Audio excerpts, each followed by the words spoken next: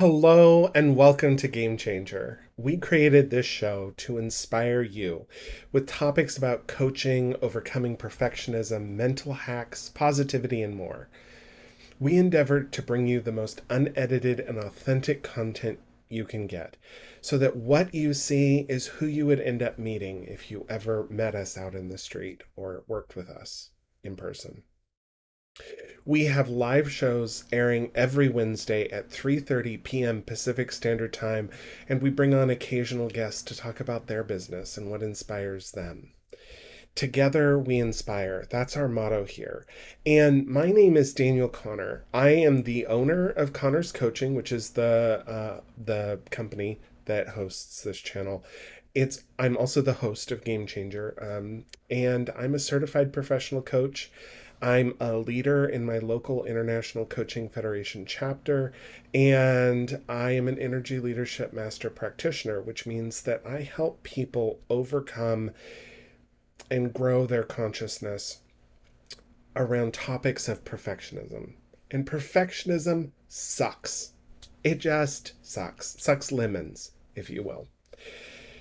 My clients get a chance to learn to overcome perfection. They change from the inside out. Instead of holding themselves back, they make progress and produce results. And instead of spending all of their time pretending to be someone that they're not just to impress someone that doesn't actually matter, they learn to define who they want to be so that each day they get a chance to wake up and feel satisfied with the person that they see reflected in the mirror. And if you're a frequent viewer of our show, welcome back. Thank you so much for being here. We love you. Could not be here without you. But you'll notice that that is a different introduction for myself. And there's something that happened to me that was kind of magical about a week and a half ago. And that was that I kind of look back at my successful coaching clients, my coaching relationships, and I realized that there was a thread of commonality between all of my very successful clients where they weren't just overcoming the issue that they came to me with. They were overcoming perfectionism. And I still focus on what I focused on before, mindset, and I still work with clients on building a purposeful and fulfilling life. That's part of it. But I believe that a better version of you tomorrow is worth 9 billion perfect versions of you today because you're making progress. Perfectionism is a total illusion. It doesn't actually exist. And most oftentimes, my clients don't even realize that perfectionism is what they're dealing with. They don't identify necessarily with the term, some of them do, but not everyone identifies with the term of being perfect. What they identify with are the issues that are related to or the symptoms of being overly perfectionist. So, instead of thinking in terms of perfection, they think in terms of, I just don't know how to please my boss or my husband or my kids. Why do I spend so much time doing this activity? I should be able to get it done much sooner. Or other people don't have to work as hard as I do. Why do I put so much more effort into getting results? Do they not care, or is there something wrong with me? These are all symptoms of perfectionism. And I'm here for it because I am a survivor of perfectionism as well. I am working on overcoming perfectionism every day. I still see myself through that my mindset. I'm much more conscious about it now. I work with clients about it, so I'm thinking about it all the time, and that helps. Um, But regardless of what symptoms you experience, perfection has one common theme or thread, and that is trying to control the outcomes that you're looking for rather than focusing on the input that's going to get those outcomes. We spend all of our time worrying about what people are going to think about us. We worry about failure. And most oftentimes, when we worry about failure, it's around how people are going to see us as a result of that failure. But that's a lie. That is code for how you're going to see yourself. And you're using other people as a crutch to make that a little safer because no one wants to be talked to by themselves like that. It's a lot easier to think that, my friends are going to laugh at me than I'm going to feel pretty pathetic. We're so focused as perfectionists on the future states that we ignore the present. And we spend so long crafting perfect content, perfect art, perfect emails was my thing that got out of hand. That the reason that we do that is that we want people to see us in a specific way, and we work harder than we need to because we're afraid of that failure and we're afraid of the judgments that other people will pour on us as a result of that failure. Again, that's a lie. That's just actually you using other people as an excuse to beat yourself up. Perfection sucks because it isn't real. It's an illusion. It's an illusion that we hold ourselves to. It's an expectation, and an expectation is just setting yourself up for misery and failure in the future. It's a way of judging yourself and using other people as an excuse. So, if that's true, if that's what perfectionism looks like, then goals, which is the topic of the episode today, don't seem like they would be helpful, right? They seem like they might actually be part of the problem. And that's true. They can be. In fact, most of the time, perfectionists are setting their goals in a way that sets them up for failure. I like to look at goal setting in the terms of input versus output. So, this is really the crux of what goal setting needs to look like in order to help someone overcome perfectionism. Most perfectionists are setting their goals based on output or outcome. They want more money. They want people to like them. They want to impress someone. They want to feel satisfied with a result. Those are outcomes of whatever it is that they're trying to work on. Instead of focusing on outcome, my my recovering perfectionist ideology is to focus on the input instead. If you want to make, if you're a business owner and you want to make $1,000 more next week than you did this week, that's not a good goal for recovering perfectionism. That might be a great goal for someone out there who isn't struggling with perfectionism. But a perfectionist will see that goal and use that goal to beat themselves up because there's no clear roadmap to get that goal done. You can't just go out and make that money. There's something you have to do to make that money. You have to market yourself, you have to sell yourself. Those are the things, those are the inputs that should be measured instead by the goals for perfectionists. Instead of trying to make $1,000 extra next week, I'm going to focus on 5 extra hours of marketing. That is a good goal for a perfectionist because it's controllable. We can't control the actions of other people. We can't control the thoughts of other people. Those are lies that perfectionism is trying to sell to us. Instead, we need to focus on what we do to get the results that we want. And phooey on people, just gonna rant for a second, phooey on people who say that outcomes are everything. If you go out there and you get business advice, if you start your own business like I have, you're going to get tons of unsolicited advice telling you that you're doing everything wrong. And they say things like, outcome is everything. If it isn't getting you money, don't do it. I'm not saying you shouldn't do things that earn you money. I'm saying don't make that the goal.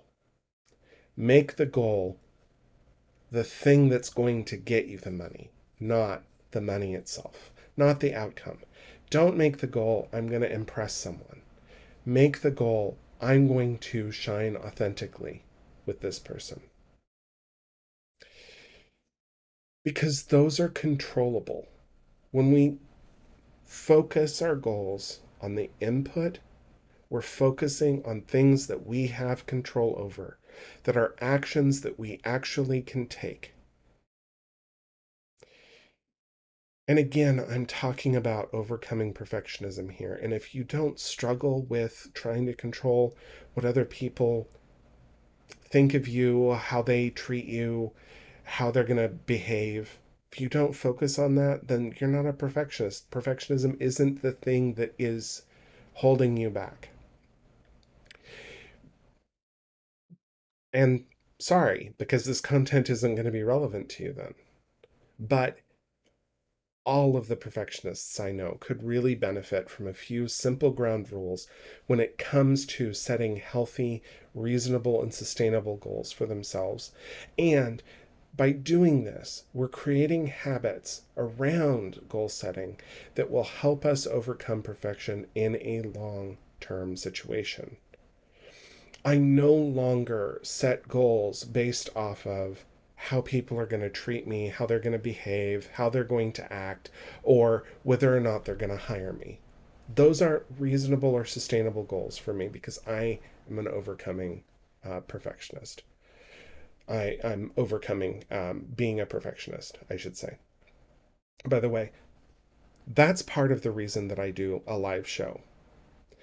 I am such a perfectionist that if I had to edit my own content, I would never stop until I looked like a Hemsworth brother. That's a big stretch for me. And I just don't have the time for it or the willingness to do it. And also, it wouldn't be fair to you because if I'm not shining authentically for you, the people I'm meant to know, the people who are going to resonate most with my content and benefit the most from me, are not going to get the chance to see the real me. Instead, I'm going to be attracting all the wrong people, the people I have to do a tap dance for and pretend I'm something I'm not. That's why authenticity matters. That's why overcoming perfectionism matters. I'm not trying to control the thoughts or outcomes of other people. When I set goals around my show, for example, I set goals around doing the show, around coming up with good topics.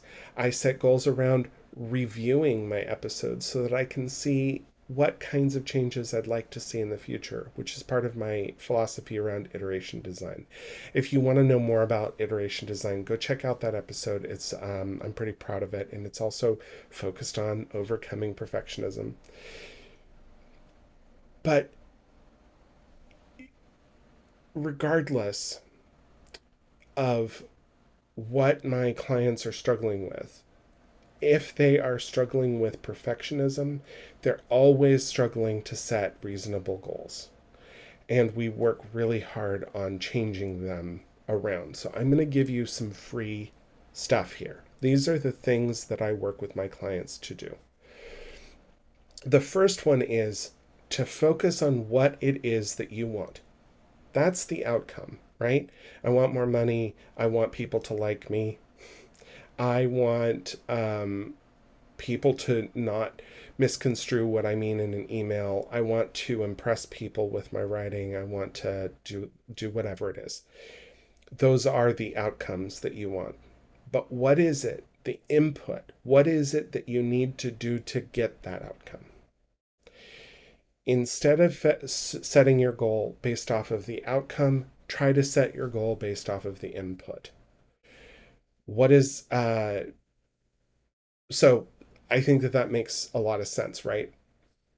We're so let's do an example here. Let's say that you have a goal of having a dog.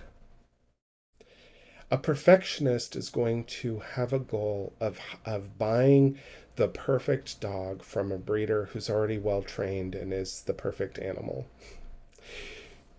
But instead, if you're focusing on the inputs, we're instead going to be setting multiple smaller goals. We're going to set goals around checking our housing agreements to make sure that a dog is acceptable in our housing. If we live in a condo or we live in an apartment, we have rules that we have to follow, right? We're going to set goals to budget out for the dog's medical expenses, food supplies, etc. And we're going to look at shelters. We're going to set time goals around going to shelters and looking at various animals, going to breeders and looking at various animals if that's what the client is wanting to do. Instead of focusing on having the dog, we're going to focus on the activities that are going to help us get the dog. So that's what I mean. Inputs, not outputs, help us reduce perfectionism. That's the main difference between goals and goal setting for perfectionists versus for people who are trying to overcome perfectionism versus just standard goal setting. Most people don't struggle with that per se.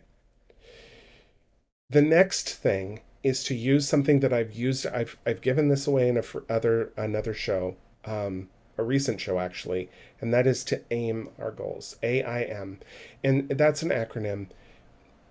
Oftentimes, perfectionists set really far out there goals, right?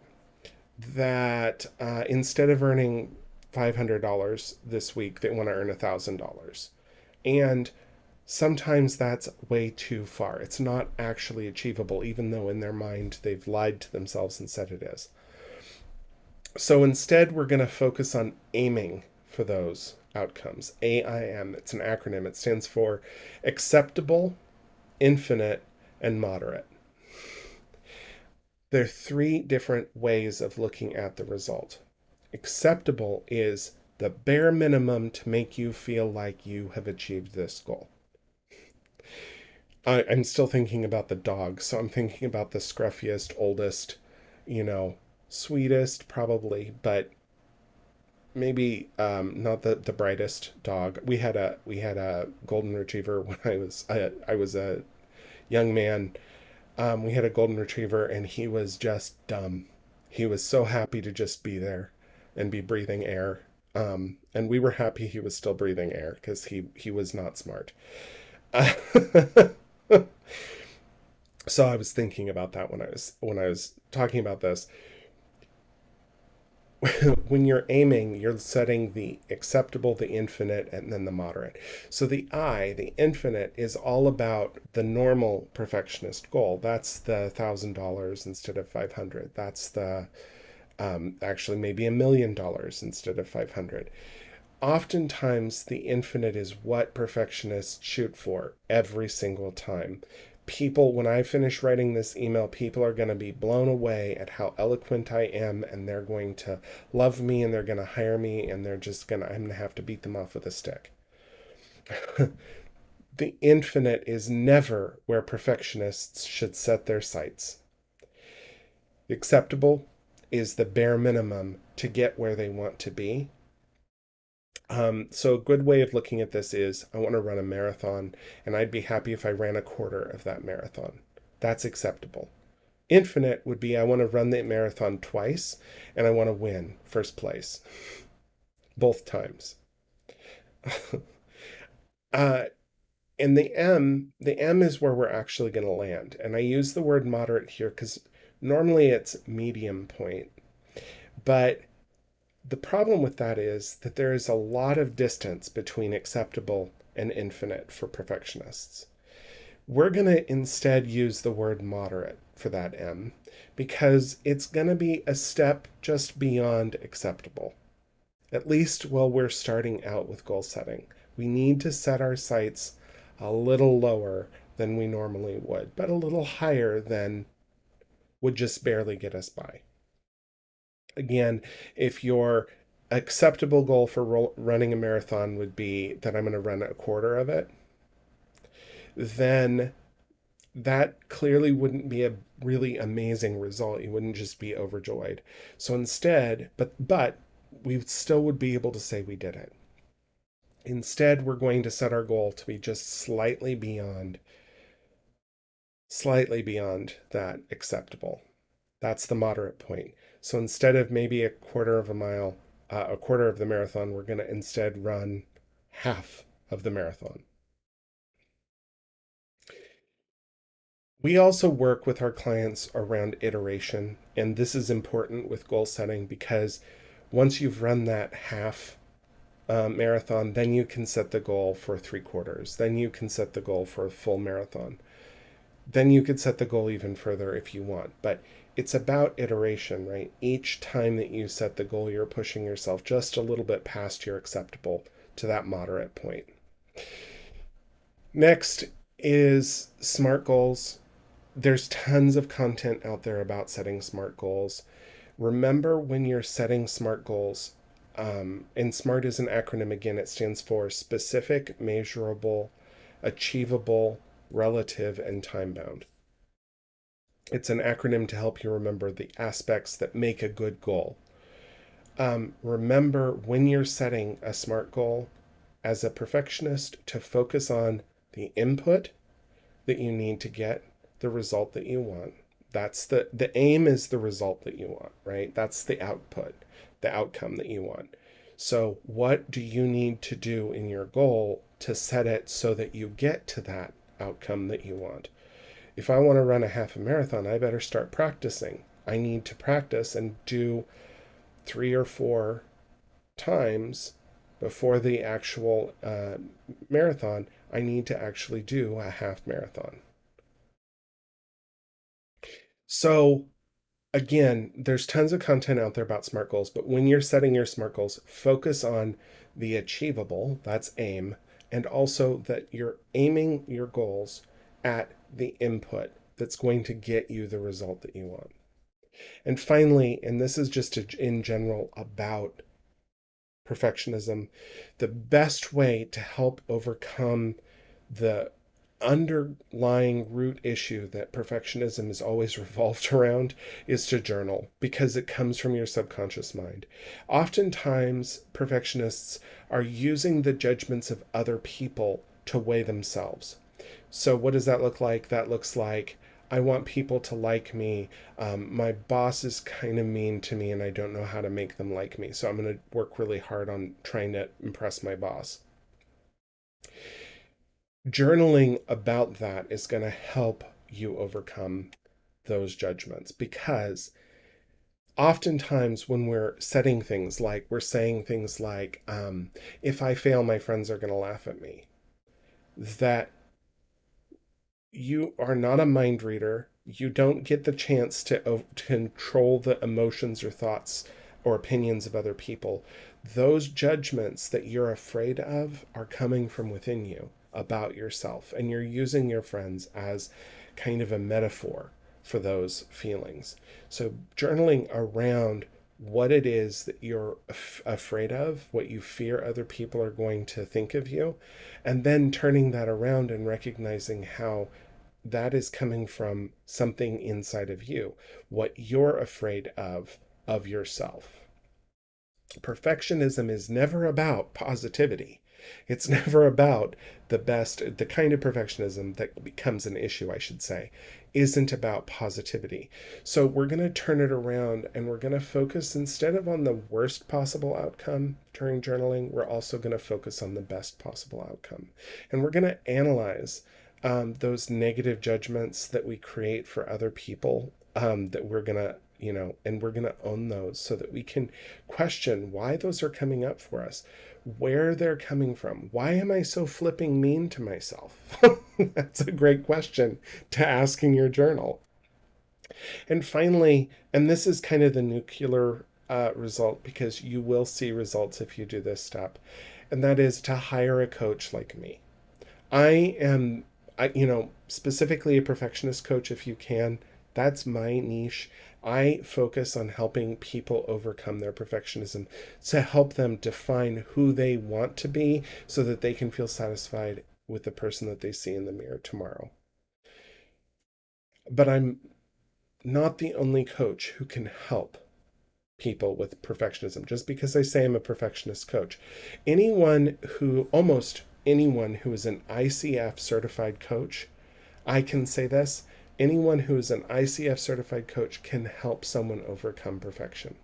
Most of us choose a niche because it helps us resonate with the people who we ideally want to work with. I am not necessarily the person that is going to work with you. If I am, then great. And that's part of the reason I'm doing this show. I want people to see me, and if they resonate with me, then they can work with me. That's part of it. Fit is so important with coaching because it helps overcome some of the boundaries that would be there otherwise. And if I'm not the right person to coach you, if I'm not going to be tough enough on you, if I'm going to not challenge you in the right way, then why would I waste my time working with you? Why would you waste your time working with me? Why would you waste your money working with me? So, interview several coaches. Most of us offer a free consultation to make sure that the fit is there. Some of the warning signs to look out for with a coach is that they're willing to work with you or that they're selling you snake oil because they can work on any issue. Yeah, I'm an ICF certified coach. I could work on just about any kind of issue. But it doesn't mean that I'm the right coach to work on the issue. If they're selling too hard, back out. That's not probably a good coach for you. And um, and if I am the right coach for you, if you really resonate with what I say, if the things that I say really matter to you, then consider going to my webpage. It's https Connors Coaching, and then the slashes, whatever, connorscoaching.com. That's connerscoaching.com. And I'll put that in the chat here in a second. But meanwhile, trying to multitask just makes me dumb. Um, so it's in the chat, and I'll put it in the comments after this video. But so if I'm the right coach for you, go to my website, book a free initial consultation with me for 1 hour. We'll go through what it is that you want to overcome. What are some of the specific issues that you have? I'm going to figure out whether or not I'm the right fit for you, and you're going to figure out whether you're the right fit for me, or vice versa. Um, because I'm not just going to work with anyone. I want to work with the right people. And again, my initial consultation is free. It doesn't matter if you end up hiring me or not. So don't worry about it. But if you do interview a coach, make sure you're interviewing more than one. Shop around, just like you would shop around for the right dog. And finally, keep tuned to this channel because we're going to be talking a lot about perfectionism. We're going to be talking about all sorts of different aspects of perfectionism, like procrastination, which is what I was stumbling around because I kept thinking about it. Why are we procrastinating, pushing that button? Why are we controlling so much about how other people see us? Why are we worried about how people are going to judge us? Um, why do we fear taking a leap of redefining who we want to be and spending more effort on simple tasks than other people do? So those kinds of topics are going to be here on this show. I want to thank you so much for being a part of my show, for watching our episode. Again, our show is created to inspire, and I would love to see in the comments what about our show inspired you the most. And tune in next week live at 3:30 p.m. Pacific Standard Time on Wednesday for another episode with a guest. And I'll see you then. Bye.